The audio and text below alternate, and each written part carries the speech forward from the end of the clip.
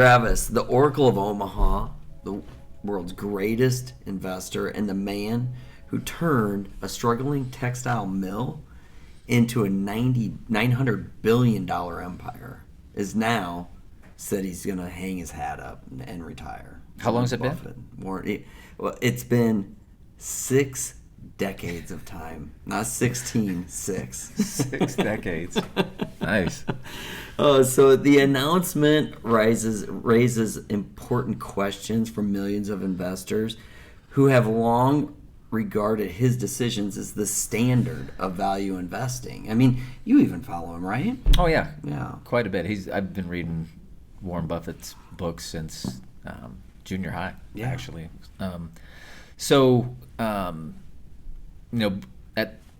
What happened, Steve, is recently at the 2025 Berkshire annual shareholder meeting, Warren Buffett, he's 94 now, so he took over Berkshire when he's 34 years old, officially announced that he was stepping down as CEO of the company. And it's funny how he did it. He did it at the end of the Q&A that he always does, and he said, I think it's time to step away, and oh, by the way, this is the first that his successor, Greg Abel, has heard about it.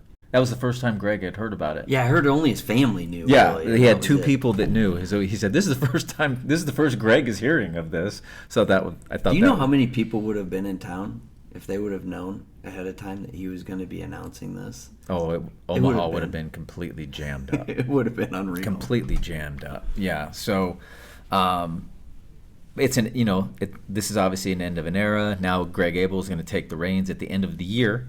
Buffett's going to serve through the end of the year. But Greg isn't a secret to anyone. His name's been around for some time. He's been overseeing Berkshire's insurance businesses, and he's earned a very good reputation for being a great operator of businesses. And that's comforting to many Berkshire owners, because Greg is cut from the same cloth, right? He embraces all the same core principles that Buffett does, long-term thinking, trust in management, or, a decentralized approach with Berkshire subsidiaries. So it's not a changing of the guard here. It should be more of a continuation of a philosophy that's guided this company now for 6 decades. Yeah, it's a long time. Yeah. Good news is for investors that Berkshire Hathaway is built to last well beyond any single individual. And everyone, even someone as iconic as Warren Buffett, understands that he needed to build the company that way. And that's why Abel's been involved. Mm-hmm. The company's decentralized structure, as you'd mentioned, and long-term approach have always been a part of that DNA.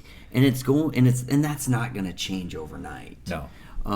With Greg Abel now taking the helm, the core strategy of value investing, the hands-off management style, is still likely going to stay in place. Obviously, he's going to put his stamp on that. Mm-hmm. While there might be some adjustments as Abel puts his stamp on things like I mentioned, Berkshire is still expected to prioritize strong fundamentals, steady growth, and a focus on key high-quality investments. That's just not going to change. No. For the most part, it's going to be business as usual, Berkshire, though investors will be watching closely, as we will also, to the subtle shifts in strategy under this new leadership. But you mentioned, I think he's still going to be on the board. Is that right? Yeah. Well, his comment at the meeting was he thinks he can be somewhat useful moving forward. But it's interesting because he was the capital allocator, and then he had his operating businesses, he had the insurance, and then he had Todd and Ted running the investment piece. But Warren decided where the money went, where it was going to flow. Yeah. So now Greg's moving into that role, and he's responsible for capital allocation. Unfortunately for him, every move he makes is going to be scrutinized quite a bit. Yeah.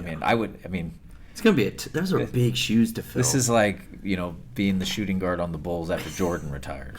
Like you don't want to be it. So, Buffett's legacy here, Steve. It extends far beyond investing. he's been the driving force behind Berkshire Hathaway, but he's transformed his company into a global powerhouse, which is pretty impressive from where he took it from, the textile firm. Right. But one thing he's done, and we feel this quite a bit, is he really put Omaha on the map, right? I think prior to Buffett achieving fame, Omaha was kind of known as a sleepy Midwestern town. Yeah.